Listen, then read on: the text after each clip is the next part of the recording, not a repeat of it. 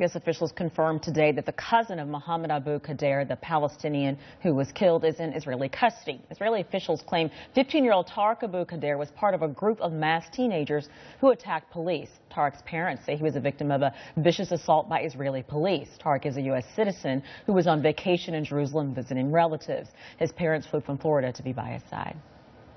Us as Americans, it's not human, you know? Who takes somebody who's badly beaten and straight back to jail the same day? At least give him his right for medical attention for a couple of days. More details have been released about the conditions that led to the death of the Palestinian teen, as well as what's next for his detained cousin. Nasreen Al-Shamela reports from Jerusalem.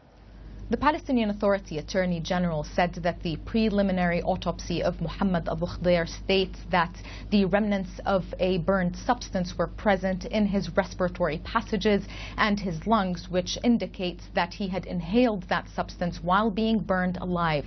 They said also that 90% of his body was covered with burns varying between 1st to 4th degree burns, and that he had sustained a head injury as well. Now, the autopsy was in Jerusalem on Thursday in the presence of a Palestinian doctor. That's why we are hearing these official details on the autopsy report from the Palestinian Authority. However, the Israeli authorities have imposed a gag order on the reporting details of the murder of Palestinian Mohammed Abu Khdeir, so there are no details coming from the Israeli side. Now, separately, we also heard from the lawyer and the family of a cousin of Mohammed Abu Khdeir named Tariq Abu Khdeir, who is 15 years old and is a U.S. citizen, that he on Thursday night had been detained and beaten by Israeli security forces while he was participating in protests against Israeli border police in the East Jerusalem neighborhood of Shafat. According to the family and the lawyer, he had been beaten very badly. We saw pictures of him on social media, very brutally beaten with a very swollen face.